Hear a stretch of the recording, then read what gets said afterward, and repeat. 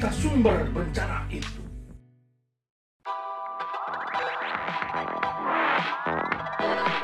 Assalamualaikum warahmatullahi wabarakatuh. Jumpa lagi dengan saya, Zulfi Andri Koto, dalam pembelajaran jarak jauh. Semangat ya! Dalam pandemi COVID-19 ini, ada baiknya kita mematuhi protokol kesehatan.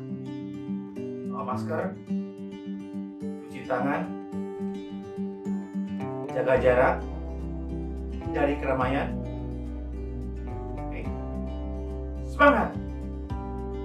Di samping memperkuat imunitas, ada baiknya kita memperkuat iman yang berkualitas kepada Tuhan Yang Maha Esa. Baik, kita masuk materi ya. Materi kita adalah kalimat simpleks dan kompleks. Sebelum materi, ada baiknya kita refleksi diri. Saya mengambil kalimat bijak dari seorang tokoh dunia berasal dari India, yaitu Mahatma Gandhi. Dia berkata, "Hiduplah seolah engkau mati besok. Belajarlah seolah engkau hidup selamanya." Benar, kalau kita ingin hidup, ingat mati. Tapi kalau kita sedang belajar, ingatlah bahwa kita akan hidup selama-lamanya. Ya, kita masuk ke kalimat simpleks. Sejumlah guru bertanya, apa sih itu kalimat simpleks? Apakah itu kalimat kompleks? Ternyata jawabannya sangat sederhana. Kalimat simpleks adalah kalimat tunggal. Kalimat kompleks adalah kalimat majemuk.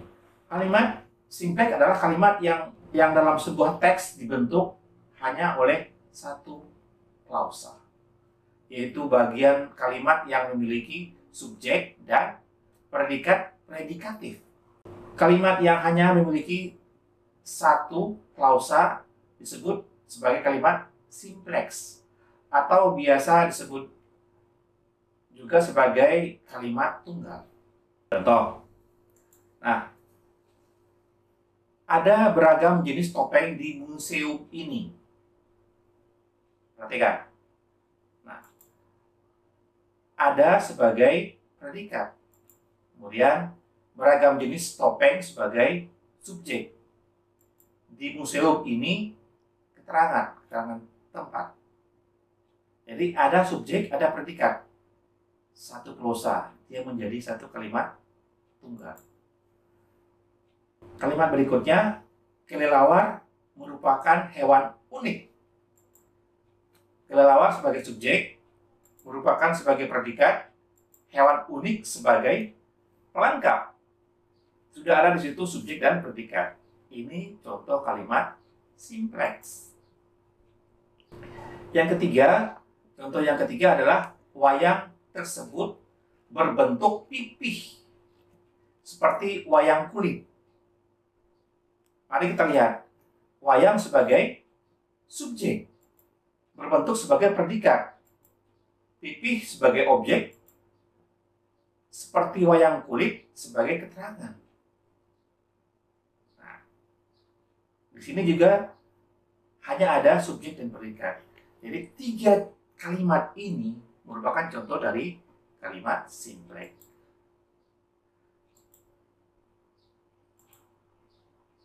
Sekarang kita masuk ke kalimat kompleks. Apa itu kalimat kompleks? Yaitu kalimat majemuk. Adalah kalimat yang memiliki 2 atau lebih klausa. Jadi dalam satu kalimat itu ada 2 atau lebih klausanya. Nah, berdasarkan klausa itulah orang melihat ada tingkatan-tingkatan. Yang pertama jenisnya adalah kalimat kompleks setara atau kalimat menjemuk setara. Apa itu kalimat menjemuk setara? Yaitu kalimat yang memiliki 2 klausa yang setara dalam suatu kalimat. Fungsi utamanya adalah membentuk induk kalimat atau klausa atasan. Kalimat menjemuk setara biasanya ditandai dengan penggunaan konjungsi koordinatif atau setara. Nah, Jenis yang kedua adalah kalimat majemuk bertingkat. Kenapa dinamakan kalimat majemuk bertingkat atau kalimat kompleks bertingkat? Karena memiliki klausa ganda yang tidak sama atau berada di banyak fungsi utama suatu kalimat. Biasanya ditandai dengan penggunaan konjungsi subordinatif atau bertingkat. Mari kita lihat contohnya. Ini ada sebuah kalimat. Dalam budaya modern, wayang berfungsi menghibur dan mendidik. Ini satu kalimat majemuk.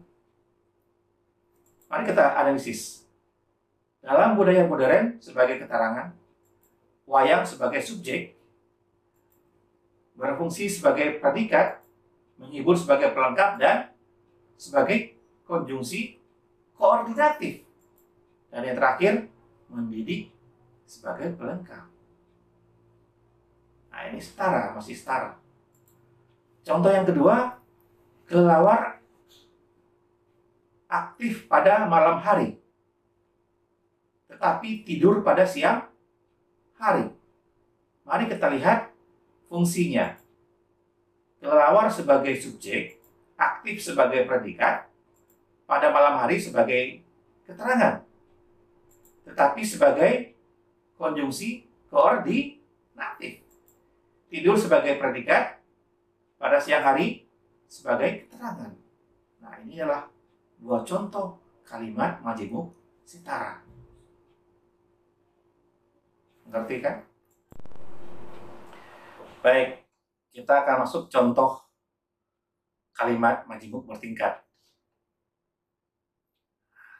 Mari kita perhatikan kalimat berikut. Keberadaan The Topeng tidak dapat dipisahkan dengan Museum Angkut karena kedua tempat ini berada di satu tempat yang sama. Ini sudah ada dua klausa di sini. Yang mana? Coba lihat ini, itu satu klausa. Namanya klausa atasan.